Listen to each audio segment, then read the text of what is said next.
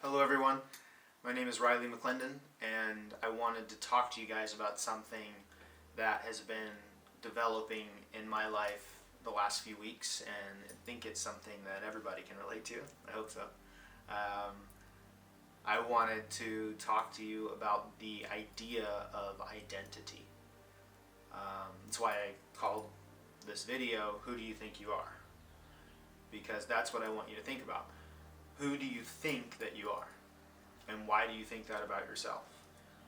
Not who are you, really, but who do you think you are? And over the last several weeks in my life, there has been a wonderful transformation in my thought process about this, and I wanted to share that with you. So often in our lives,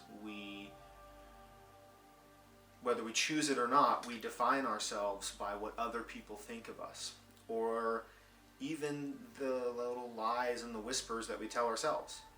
Just think about your life. If you're in school, no matter really what time you are in your progress of school, do you think that you're not the smartest person in the class? Do you think that your questions are always dumb, or that people laugh at you? Do you think that you don't get picked for sports teams because you're clumsy and unathletic and nobody likes you? Why do you have those beliefs? Who told you those things about yourself? If you're in the workplace, do you think that your projects always get sidelined? You never get the promotion because the boss doesn't like you. All of these beliefs that we tell ourselves, that we define ourselves by, we pick them up from something, but oftentimes there's no truth in them. We just make them up. And that's not how we're born. You're not born as a baby thinking you're fat or you're ugly. As a child, we come out of the womb and we've got the whole world in front of us. Everything is joyous and everything is interesting. And along the lines of our life, we decide that, that thing that somebody said about me, that's how I'm going to define myself. Everybody says that I'm fat and everybody says that I'm unattractive, so I'm going to choose to define myself that way. Everybody says that my questions are dumb in class, so I'm going to choose to agree with them and define myself that way. And I'm here to posit the idea that it doesn't have to be that way, and that those things they're saying are just subjective opinions, and they're not truth. For me, in my life, how that whole process of picking up false beliefs about myself, how it worked for me, really started when my family moved to California. I'm originally from Louisiana. I lived there for the first 8 years of my life, and when we moved to California, I was immediately hit with the kids at school thinking that my accent was weird, that I talked funny, that I had a weird voice, that I wasn't normal, that I didn't fit in. We moved to California so that I could be an actor, and immediately when I went into the professional world of the entertainment industry, even at a young age, I was told by entertainment professionals that my accent needed to go, that I was a little tall and kind of big for my age, and so that wasn't normal and that wasn't going to fit in. And also I had some orthodontic work going on, and that I really wasn't going to be hireable until I got rid of that stuff in my mouth. And that is how I was introduced into this world. And you start going to auditions, and you start presenting what you think is the best version of yourself. You present what you want to do in life. You present this story, and these people on the other side of the table go, no, we don't like you. We don't like what you did. You don't look like the dad enough. You're too tall for this role. We really want a blonde. Whatever the reason is. And over the years, I started to believe what those people said. I started to make their opinions matter the absolute most, because they're the ones who can give me the job. That's what I was thinking. I was thinking that if they don't like me, well, then I must not be any good. And if they won't hire me for this kind of role, well, then that must mean that I'm not a leading man. That must mean that I'm not attractive enough. That must mean I'm not muscular enough. So what can I do to fix it? How many more hours can I be in the gym? How many more meals can I starve myself? How many little surgeries or fixes could I get? Or what do I need to do to be what they wanted me to be? Or what I thought they wanted me to be, better yet. When I went through puberty, I gained a lot of weight, and therefore began to think that I was unattractive, that I was going to not be hireable as an actor because I was fat, or at least that's what I told myself. And then as I went through school, a lot of kids don't understand that you're an actor and that you have to be professional.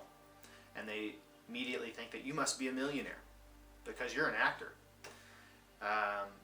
And so that proved to be difficult between myself and the kids at school. And constantly fighting with this idea of who I am and who people think I am and who I think I am, and all of these melting pot ideas just caused turmoil over the years. And I think that's something that everybody can relate to and everybody deals with. And even once you get out of school, you think it's going to be all better, and all you do is you go into like a work environment where you start saying, well, the boss didn't pick my idea for the new project because my idea wasn't as good as Dave's, or my idea didn't have the cool presentation, and I didn't put in the work, and I must be stupid, and my idea is terrible, or the boss doesn't like me for whatever reason, and all of a sudden, everybody's out to get you. The whole world hates you, and you believe it. And all that leads you to is believing a lot of really false things about yourself, and a lot of heartache. It makes you feel undervalued. It makes you feel worthless because you're finding your identity outside of yourself. You're finding your identity outside of any sort of objectivity. You're finding it in the opinions of other people. And that's what I did for a really, really, really long time. Now, I believe in God, and I believe that He is up there, and He made this world not to be the way it is. That this is not the ideal. But He gives us free will. And the very nature of having free will means that you have the free will to mess it up. But I do believe God made me. And He made you.